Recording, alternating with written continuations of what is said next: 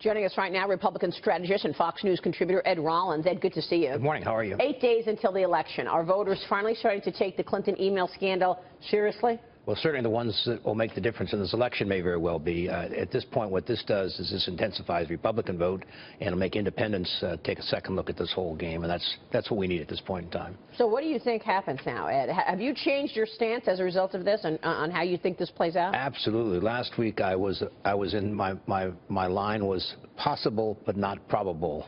Now on Trump winning. On Trump winning. Now it's very probable.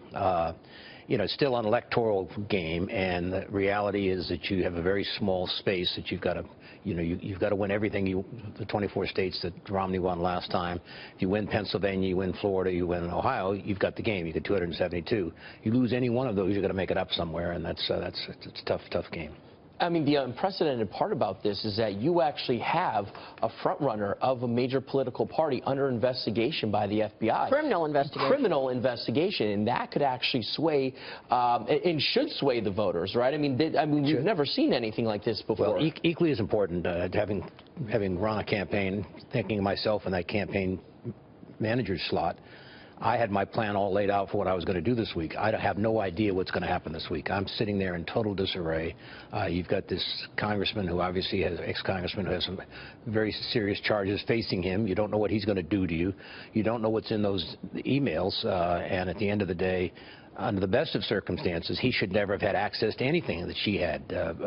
He had no clearances. He was kicked out of Congress, left Congress under disgrace. Yeah. He didn't have access to any of that kind of stuff.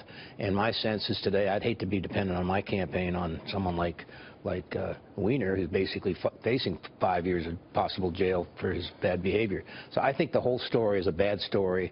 I think it's a simple enough story that people will understand it as it goes on, and all you need is one implicating document here. And you got 650,000, perhaps. Right, and the Clinton campaign was surely cheering that the Donald Trump troubles were more, sexual in nature, but now you have that component with the Clinton problems as well, because the attachment of the Anthony Weiner scandal directly to the FBI probe. Well, the one thing Comey said in his where he sort of led us to believe he was going to indict her and didn't, was that she was very careless in her handling of confidential documents. Any of us who have ever been in government know how secret documents are taken care of. You don't share them with your wife. You don't put them in your back pocket. You basically are, if you're a congressman, you get them locked up before you can see them. If you're in the White House, you've got to protect them.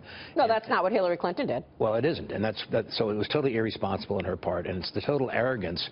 And I think to a certain extent the country's kind of worries about, well, what happened if they were arrogant at this point in time? What's going to happen in the future? Well, that's my question.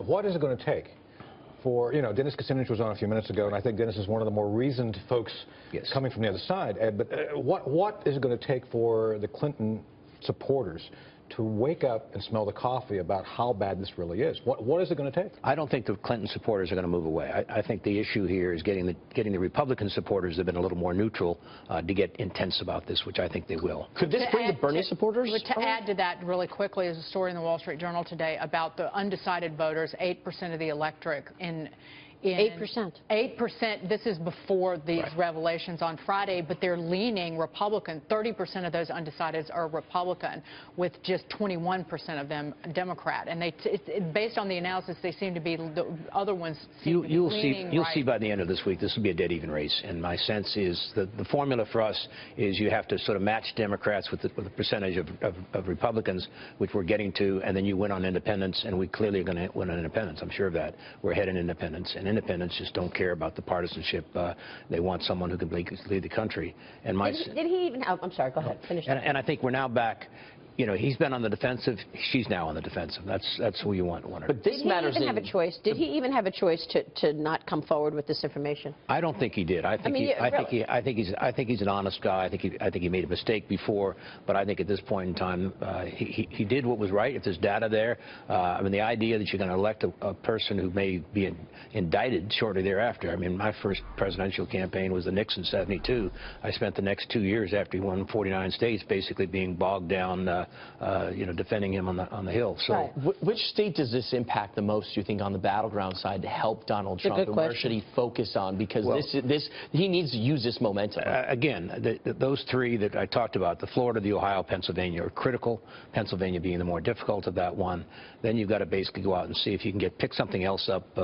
Obviously, if you don't win Pennsylvania, you got to get the New Hampshire, you got to get the Iowa, you got to get a couple other things. Still 270. And the way you look at these, you sit there every single day and you're looking at 5, 6 states. You're doing nightly tracking. You basically know exactly where you are. You're shifting your advertising dollars. You're doing all sorts of stuff. So my sense is that it's that battlefield that's remained pretty much the same. We're now back to where Trump now basically is in the same place Romney was 4 years ago. He just needs to close it out. What's odd is now you have the Clinton campaign not only having to attack Donald Trump, but having to attack Jim Comey at the same time, which means essentially a waste of your resources. Well, the Wall Street Journal editorial referred to him as the Democrats made him out to be Saint James. Yeah. Over the years for everything he did, even when it smelled bad against Republicans or against all of this and they praised him 3 months ago when he didn't recommend charges. All of this goes against common sense. An ordinary voter sitting out there saying 650,000 emails on a computer, and there's some of that's top secret. And on Anthony Weiner's computer. On Anthony Weiner's computer. And uploaded to Yahoo, which has been hacked. Right. It's just not presidential, and my sense is it goes against common sense. So, I mean, I guess what I was saying earlier was he had to do this also because he felt that it was also on him. He's the one who basically legitimized the Clinton campaign after, she was up against scrutiny and interviewing with the FBI, because he said repeatedly, this is closed.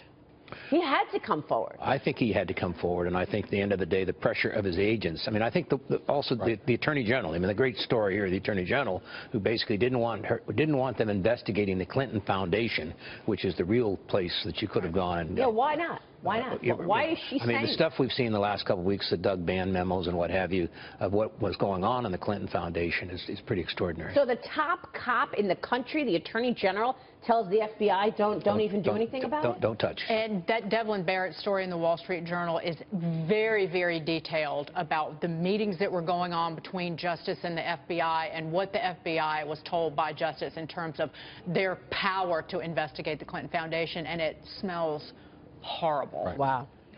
The FBI is an independent agency. It reports to Justice, but it's an independent agency, and it's supposed to do the prosecutorial work. So. But of course, it's been criticized the last couple of months for getting politicized. Absolutely. Yeah. Ed, good to see you. Thank you very much. Thanks so much. Ed Rollins there.